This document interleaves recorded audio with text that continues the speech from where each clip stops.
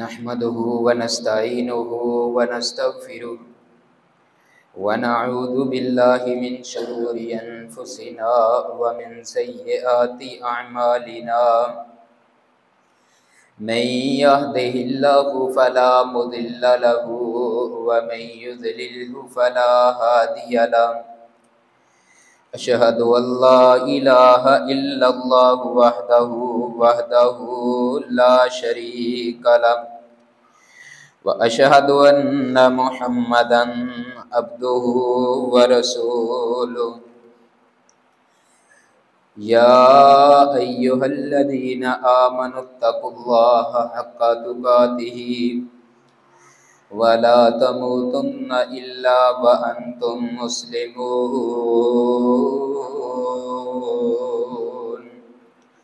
يا أيها الناس اتقوا ربكم الذي خلقكم من نفس واحدة وخلق منها زوجها وبث منهما رجالا كثيرا ونساء واتقوا الله الذي تساءلون به والأرحام إن الله كان عليكم رقيبا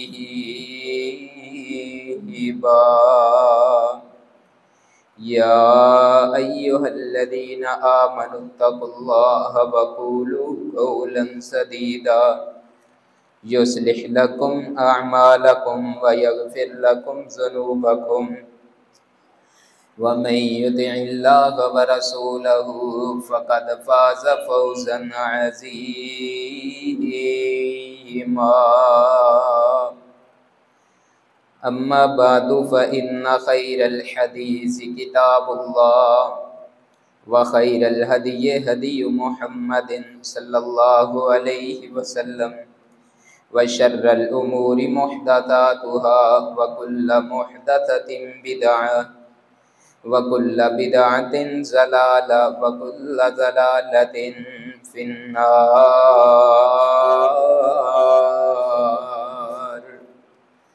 أما بعد فأعوذ بالله السميع العليم من الشيطان الرجيم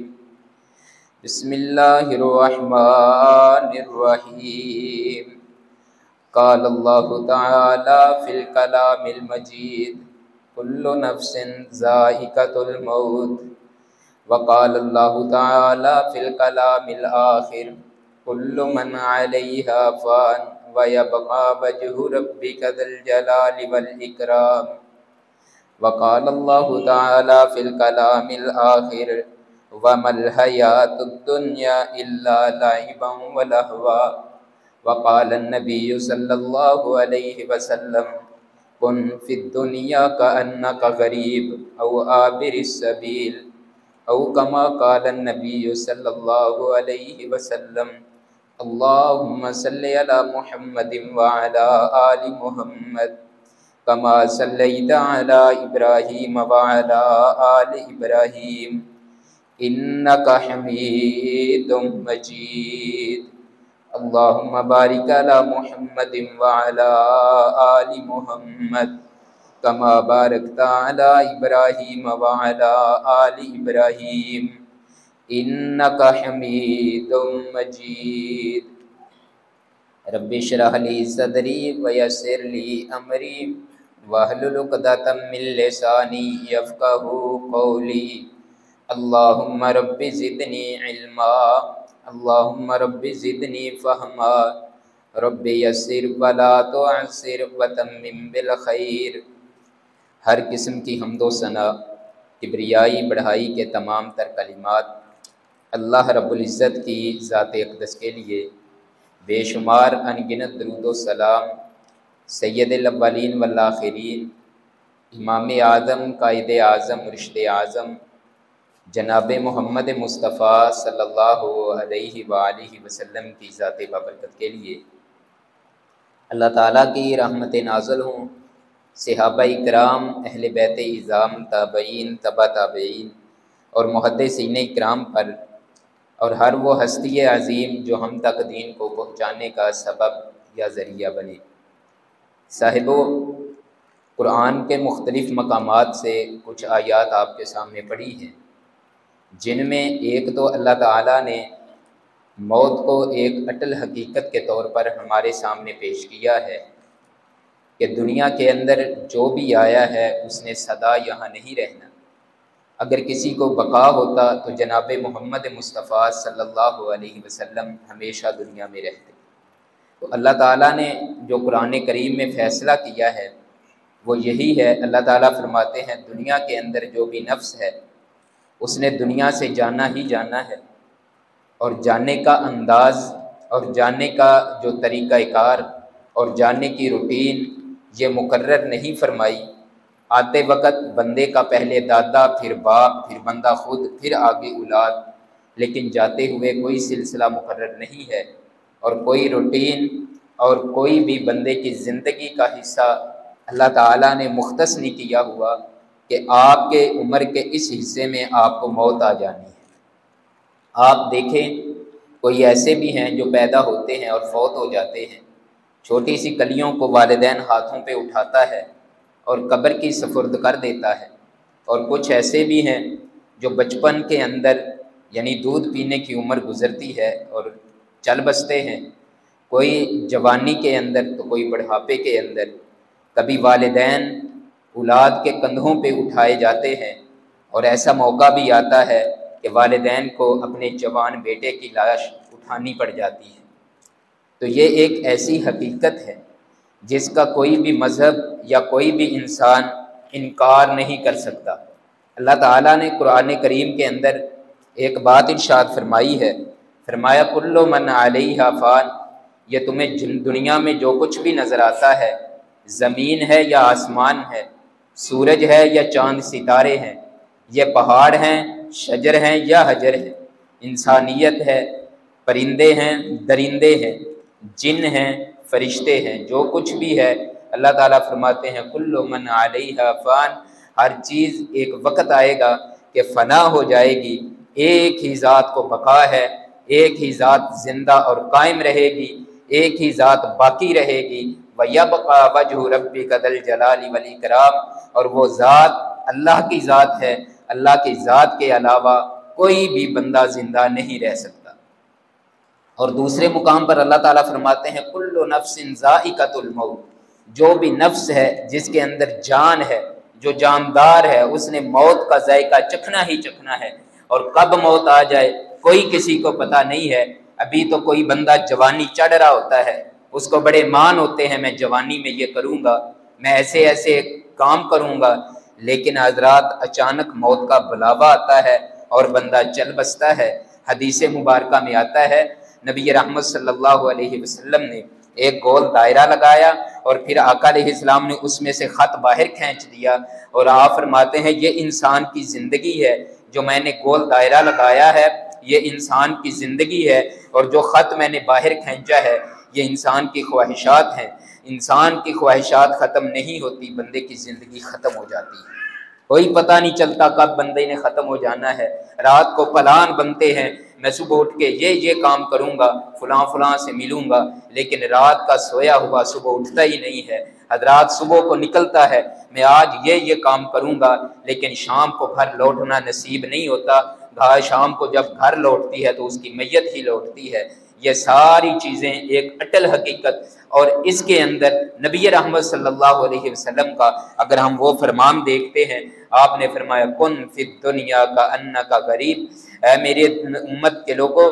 دنیا میں زندگی ایسے بسر کرو جس طرح ایک غریب بندہ ہوتا ہے، او عابر السبیل، یا ایک مسافر بندہ ہوتا ہے، مسافر سفر کرتا ہے۔ ایک بندہ جو ہے وہ غریب ہے، اس کے پاس ساز و سامان نہیں ہے، دنیا سے بے رغبتی ہے، دنیا کا ساز و سامان ہے ہی نہیں، تھوڑا سا سامان، اور اسی پہ وہ گزارا کرتا ہے۔ آقا فرماتے ہیں دنیا میں رہ کر کے تھوڑے پہ گزارا کر لو، لیکن اعمال کی فکر کرو، آگے والے اعمال کی فکر کرو، آخرت کی فکر کرو، اسی میں تمہارے لیے جو ہے وہ کامیابی ہے۔ امام قدومی رحمت اللہ علیہ فرماتے ہیں لوگوں انسان کی 3 قسمیں ہیں، ان میں سے سب سے پہلی قسم وہ ہے جو بندہ موت کو یاد ہی نہیں کرتا، دن رات دنیا کو کماتا ہے، دنیا کے پیچھے چلا ہوا ہے، ہر وقت دنیا کی فکر ہے، दुनिया के पीछे है, मौत को कभी याद ही नहीं किया। अगर उसे कोई मौत याद करवाए तो वो मौत को पसंद ही नहीं करता, उसके फिक्र में मौत आती नहीं है। फरमाते हैं एक किस्म बंदों की ये है, वो मौत को पसंद ही नहीं करते। दूसरी किस्म ये है कि वो मौत का तज़किरा करते हैं, मौत को याद करते हैं, लेकिन दुनिया भी हासिल करते हैं, दुनिया के पीछे भी दौड़े हुए हैं, लेकिन कभी कभार मौत को भी याद कर लिया। फरमाया तीसरे बंदे वो हैं जो कसरत के साथ मौत को याद करते हैं, हमेशा मौत को याद किया। जब बंदा मौत को याद करेगा, हकूकुल्लाह को ज़ाया नहीं करेगा। जब बंदा मौत को याद करेगा, हकूकुल इबाद को ज़ाया नहीं करेगा। फरमाते हैं वो बंदा कसरत से मौत याद करता है और वो कहता है मेरी जल्दी से अल्लाह के साथ मुलाकात हो जाए, मैं अल्लाह के साथ मुलाकात करूंगा, दुनिया से दुखों के, दुनिया की जो मुसीबतें हैं इससे मेरी निजात हो जाएगी, अल्लाह के यहाँ मेरा जो है वो एक मुकाम और मर्तबा बन जाएगा। वो इमाम साहब फरमाते हैं सबसे बेहतरीन इंसान ये तीसरी किस्म वाले हैं, उसके बाद दूसरी किस्म वाले, और सबसे अगर अबतर और सबसे बेवकूफ़ लोग देखने हैं तो पहली किस्म को देख लो जो दुनिया के पीछे तो दौड़ते हैं, मौत को याद ही नहीं करते। नबी रहमत सल्लल्लाहु अलैहि वसल्लम के पास एक अंसारी आता है, आके कहता है अल्लाह के नबी जो मोमिन बंदा है उनमें से सबसे अच्छा बंदा कौन है? तो आका अलैहिस्सलाम फरमाते हैं अहसनुहुम अखलाका, जो उनमें अखलाक में सबसे ज्यादा बेहतर है वो बंदा सबसे अच्छा है। वो कहता है अल्लाह के नबी मुझे पता चल गया है कि अच्छा बंदा कौन है, अब ये बतला दें अक्लमंद बंदा कौन है। तो नबी रहमत सल्लल्लाहु अलैहि वसल्लम फरमाते हैं वो मुझसे पूछने वाले मोमिनों में अगर अक्लमंद बंदा देखना है तो उसको देख लो जो बंदा मौत को याद करता है, मौत को याद करने वाला, अपनी मौत को मद्देनजर रखने वाला कि मैंने फौत हो जाना है, मैंने दुनिया से चले जाना है। जब बंदा ये जहन में रखेगा हजरात, फिर वो कुरान का मुकाम जो मैंने सूरह इनाम में से खुतबा मसनूना के अंदर भी आपके सामने रखा है, अल्लाह ताला फरमाते हैं वमल हयातुद दुनिया इल्ला मताउल गुरूर। लोगों ये दुनिया का जो साजो सामान जिसके लिए तू अल्लाह को धोखा देता है, जिसके लिए तू अपने आप को धोखा दे रहा है, जिसके लिए तू अपनी बीवी बच्चों को धोखा देता है, जिस साजो सामान के लिए तूने दिन रात एक किया हुआ है, जिस साजो सामान के लिए तू जो है वो तरह तरह के धोखों पे मबनी गुफ्तगू कर जाता है, जिसके लिए हजरात तू ना अपनों को देख है ना बिगानों को देखता है, हकूक को जब्त करता है, हजरात तो हकूक की पामाली कर जाता है, वो माल अल्लाह ताला फरमाते हैं ये थोड़ा सा रहेगा फिर खत्म हो जाएगा, नहीं रहेगा तेरे पास ये माल। जब तू चला जाएगा दुनिया से इसी माल के लिए तेरे पीछे से अजीजों कर्ब लड़ा करेगी, नहीं रहेगा ये तेरे पास। आज दुनिया के लिए तो बड़ी काविशें होती हैं, दुनिया के लिए तो बड़ी कोशिशें हैं, दुनिया के लिए तो मेहनतें करते हैं, दुनिया के लिए तो एक एक दो दो बजे तक हम जागते हैं, या 2 बजे रात को जागना पड़े हम उठ जाते हैं। क्यों? दुनिया का माल मिलेगा, ये दुनिया आएगी मेरे पास, ये दुनिया की माल जेब में आएगा, मुझे जी महीने के बाद, 2 महीनों के बाद, मुझे 10 दिनों के बाद, 15 दिनों के बाद, या मुझे 1 हफ्ते के बाद, ये जो मैं रात को उठता हूं या जो मैं दिन भर मजदूरी करता हूं इसका मुझे अजर मिलेगा। ये दुनिया के लिए तो करते हो जिसके लिए अल्लाह तबारक व तआला फरमाते हैं वमल हयातुद दुनिया, नहीं रहेगा तेरे पास माल। जब तू फौत हो जाएगा फरिश्ता आ जाएगा, फिर तू पछताएगा ये माल मैंने जमा क्यों किया है, ये माल मैंने लिया क्यों था, ये माल मेरे पास आया क्यों था। पता है नबी अलैहिस्सलाम दुनिया से बेरगबती कैसे किया करते थे? एक रात सारी रात एक करवटें बदलते हुए गुजार दी। सुबह अम्मा जी आयशा सिद्दीका फरमाती हैं आका जी मेरा माँ बाप आप पे कुर्बान हो जाए, आका जी सारी रात ही बेचैन रहे हैं, क्या वजह है, आपको किस चीज ने बेचैन कर दिया है? फरमाया आयशा मेरे पास दुनिया का माल था, सोने की एक छोटी सी डली सदके की थी मेरे पास। आयशा मुझे फिक्र लाहक हो गई, अगर मुझे मौत आ गई कल क़यामत को क्या जवाब दूंगा। हाय काश मैंने भी सोचा होता, आपने भी सोचा होता, मेरे पास ये दुनिया का माल है, बैंकों के अंदर लाखों रुपए पड़े हुए हैं, मेरे अपने पास पैसे मौजूद हैं, मैं दुनिया के लिए मेहनतें करता हूँ, मैं दुनिया कमाने के लिए बेईमानियां करता हूँ, मैं दुनिया कमाने के लिए दिन रात एक किया हुआ है, लेकिन दीन की फिक्र नहीं है, नमाज नहीं पढ़ता, रोजे नहीं रखता, अल्लाह की तरफ नहीं आता। अचानक मुझे मौत आ गई, मैं क्या करूंगा? अचानक मौत आ गई, मेरा क्या बनेगा? हज़रात दूसरी हदीस मुबारक समात फरमाइए, नबी रहमत सल्लल्लाहु अलैहि वसल्लम दुनिया से किस कदर बेरगबत थे। आका अलैहिस्सलाम के पास एक मेहमान आता है, आके कहता है अल्लाह के नबी मुझे भूख लगी हुई है। आका अलैहिस्सलाम ने अपने सारे घरों के अंदर पैगाम भेजा, जाओ मेरे घरों के अंदर से पता करो कोई खाने को चीज है तो ले आओ। जितने भी घराने मेरे महबूब के थे किसी एक में भी एक वक्त का खाना भी मौजूद नहीं था। ایک وقت کا کھانا بھی موجود نہیں تھا۔ کون سا گھر ہے سردار دو جہاں کا، کون سا گھر ہے امام الانبیاء کا، کون سا گھر ہے جسے شفاعت کبریٰ کا حق حاصل ہے، کون سے گھر ہیں جو محبوب علیہ السلام جن کی شفاعت کے بغیر کوئی ایک قدم بھی نہیں اٹھا سکے گا، کن کا گھرانہ ہے حضرات جو اللہ تبارک و تعالیٰ کے سامنے ہاتھ اٹھاتے اللہ احد پہاڑ کو سونے کا بنا دیتا۔ کون سے محبوب کا گھرانہ ہے جو دنیا مانگتے تو اللہ تبارک و تعالیٰ وافر مقدار میں عطا کر دیتے، لیکن جب بھی ہاتھ اٹھاتے آقا علیہ السلام فرماتے اللہ مجھے جب تک زندہ رکھنا ہے مسکینوں میں زندہ رکھنا ہے۔ اس نبی کے آپ امتی ہو، اس نبی کا کلمہ پڑھنے والے ہو، اس نبی کو ماننے والے ہو، اور دنیا کے پیچھے اتنا کہ دین کو بھول گئے۔ اس نبی کو ماننے والے اور دنیا کے ساتھ اتنی محبت کہ دین کی فکر ہی نہیں ہے۔ اس نبی کو ماننے والے ہو جس نے دنیا کے ساتھ اتنی بے رغبتی کی ہے، اس کو ماننے والے ہو، کلمہ اس کا پڑھتے ہو، اور دنیا کے ساتھ اتنا پیار کہ نماز کے قریب نہیں آتے۔ کیا جواب دو گے جب محبوب علیہ السلام کھڑے ہوں گے اور آپ کے وضو کے اعضاء چمک ہی نہیں رہے ہوں گے، آگے بڑھیں گے کہ ہم بھی امت کے لوگ ہیں لیکن آپ کی پہچان ہی نہیں ہوگی کیونکہ آپ کے اعضاء چمک نہیں رہے ہوں گے۔ حضرات اعضاء چمکیں گے تب محبوب علیہ السلام فرمائیں گے یہ میری امت ہے، ان کو میرے قریب آنے دے۔ حضرات اعضاء چمکیں گے اور یہ اعضاء تب چمکیں گے جب آپ وضو کریں گے۔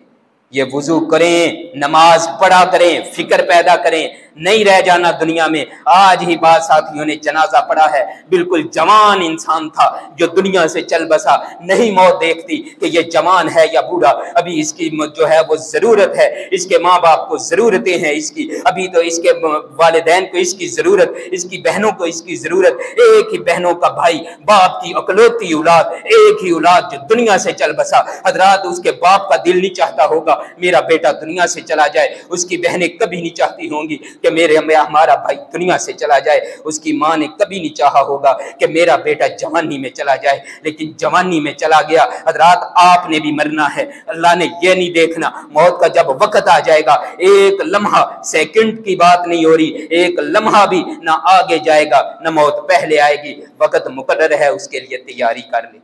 کن فی الدنیا کا انا کا غریب، آقا فرماتے ہیں اس طرح رہو دنیا میں جس طرح ایک غریب رہتا ہے، او عابر السبیل، یا ایک مسافر تھوڑا سا سامان اٹھاتا ہے، اسے پتا ہے میں نے یہاں رکنا ہے تو تھوڑے سے دن، میں نے یہاں رکنا ہے تو تھوڑا سا عرصہ، میں نے یہاں رکنا ہے تو تھوڑی سی دیر، پھر میں نے آگے چلا جانا ہے۔ کاش ہم نے اس کو ایک مسافر خانہ سمجھا ہوتا۔ محبوب نے فرمایا تھا الدنیا سجن المؤمن، یہ دنیا تو مومن کے لیے ہے ہی قید خانہ۔ کیا ہم نے کبھی قید خانہ سمجھا ہے اسے؟ ہم تو اس میں مزے کر رہے ہیں، ہم تو اس میں عیش و عشرت کی زندگی بسر کر رہے ہیں، ہم نے تو مزہ کیا ہی دنیا میں ہے، ہم نے تو لذت لی ہی دنیا سے ہے، ہم تو دنیا کے اندر ایسے مشغول ہوئے ہیں، نہ نماز کی فکر، کسی اور چیز کی بھی فکر نہیں ہے۔ آقا علیہ السلام ایک دفعہ مسجد میں نکلتے ہیں، صحابہ کسی بات پہ ہنس رہے ہیں، محبوب نے فرمایا تمہیں موت یاد ہوتی تو ایسے ہنستے نا،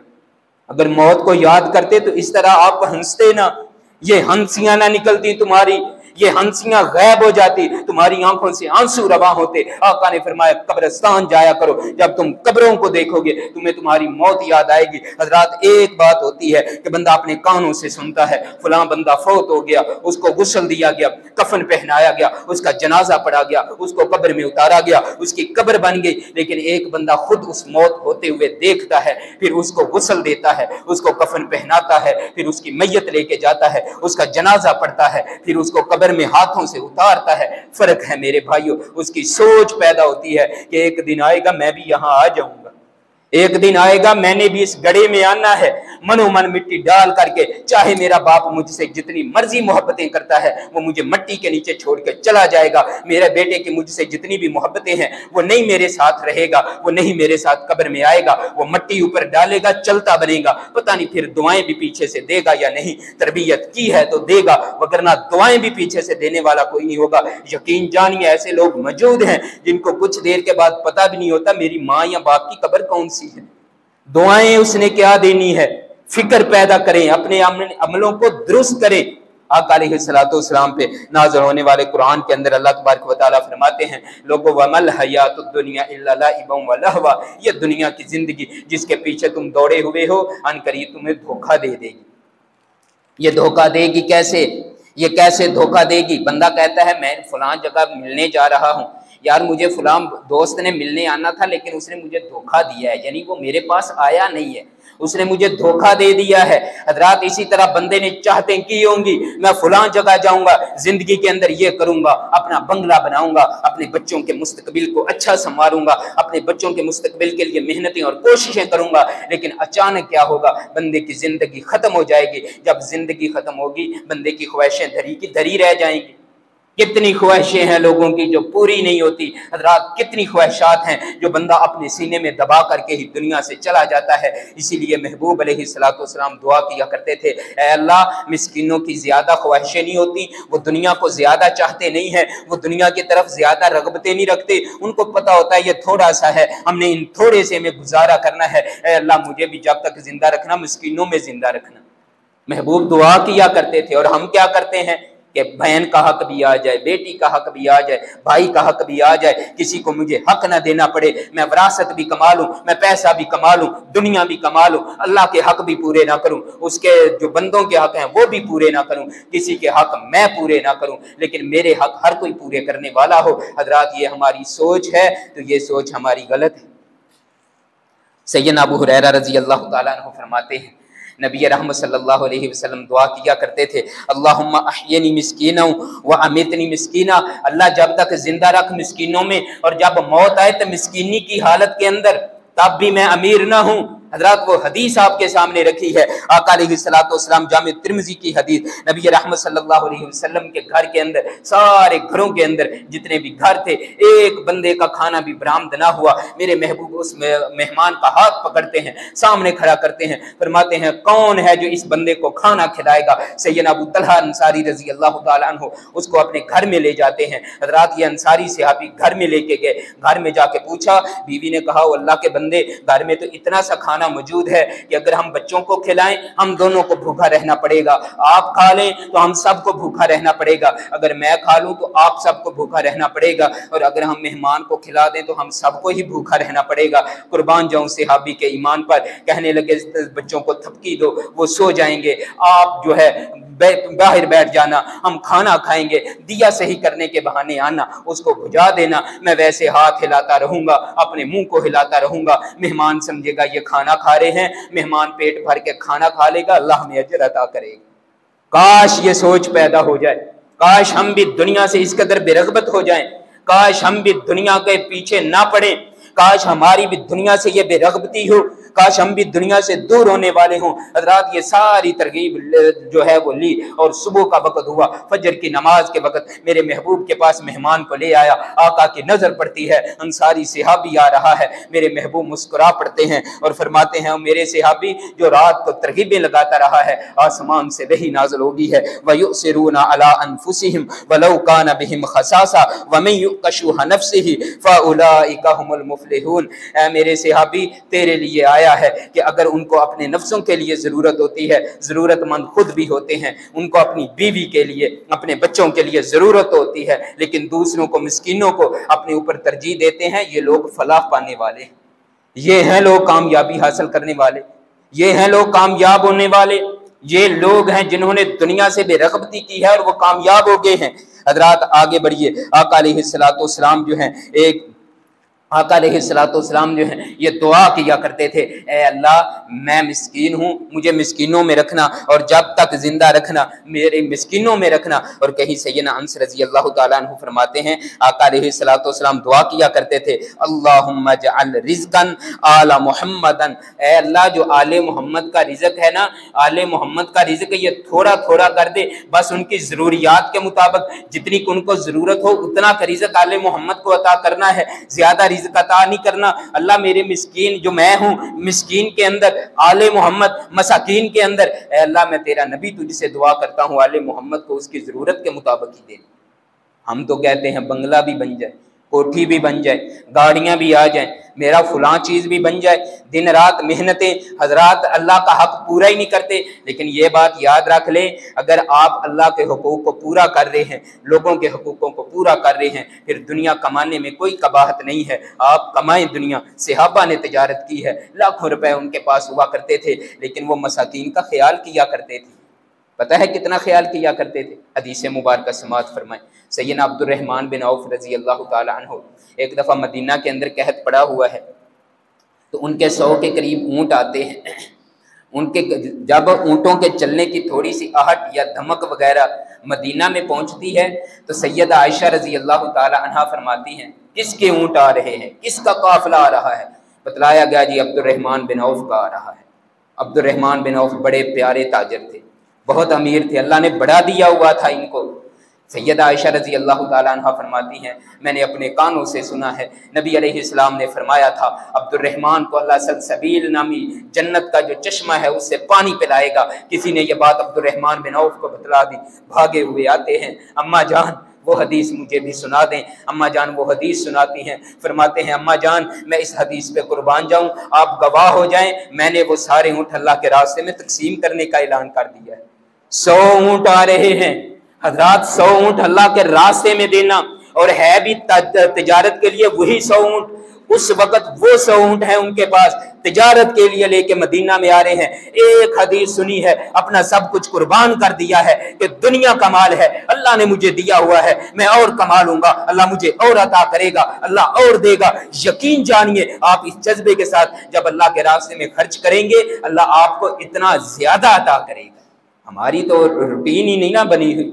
پتہ ہی نہیں ہے، پرواہ ہی نہیں ہے۔ حضرات آئیے سیدنا ابو حازم رضی اللہ تعالیٰ عنہ فرماتے ہیں سیدنا سہل بن سعد رضی اللہ تعالیٰ عنہ سے پوچھا گیا کہ نبی علیہ السلام نے کبھی میدے کی روٹی کھائی تھی، چھنے ہوئے آٹے کی روٹی کھائی تھی؟ تو سیدنا سہیل بن سعد رضی اللہ تعالیٰ عنہ فرماتے ہیں اللہ نے جب سے نبی علیہ السلام کو نبوت عطا کی ہے تب سے آپ علیہ السلام نے کبھی میدے کی روٹی کھائی نہیں ہے،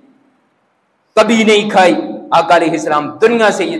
بے رغبتی کیا کرتے تھے۔ حضرات دیکھ لیں آقا علیہ السلام کا یہ فرمان۔ آخری میں حدیث مبارکہ آپ کے سامنے رکھتا ہوں، وقت اجازت نہیں دیتا، دلائل کافی سارے ہیں۔ حضرات سیدہ عائشہ رضی اللہ تعالی عنہا اور دیگر ازواج میرے محبوب کے پاس آتی ہیں، آ کے کہتی ہیں آقا جی ہمیں بھی دنیا کا مال چاہیے، ہمیں بھی دنیا کی دولت چاہیے، ہمیں بھی مال چاہیے، انصار کی عورتوں ان کے پاس مال و دولت ہے، ہمیں بھی یہ مال چاہیے ہے۔ حضرات نبی کا گھر، نبی کے گھر والیاں جب دنیا کا مطالبہ کیا تو آقا علیہ السلام نے الہ کا اعلان کر دیا۔ 1 مہینے تک میرے محبوب ناراض رہتے ہیں کہ محمد کے گھر میں دنیا کا مال کیسے آ سکتا ہے۔ میں دعا کرتا ہوں اللہ مجھے مسکین رکھ اور میری بیویاں جو ہیں وہ دنیا کا مطالبہ کریں، ایسا نہیں ہو سکتا۔ یہ جب تربیت کی ہے، دنیا سے بے رغبتی دلائی ہے، تو پتہ ہے پھر جب جنگ خیبر ہوئی ہے، خیبر فتح ہوا ہے، تو وہاں سے جو آقا علیہ السلام کی وراثت کا، جو محبوب علیہ السلام کے جو حصے کا مال،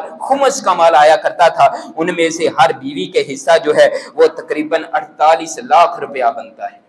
فی بیوی کا حصہ 1 مہینے کا یا سالانہ جو کھجوروں کا ملتا تھا 48 لاکھ۔ حضرات اسی طرح سالانہ جووں کا جو ملتا تھا یہ تقریباً ان کو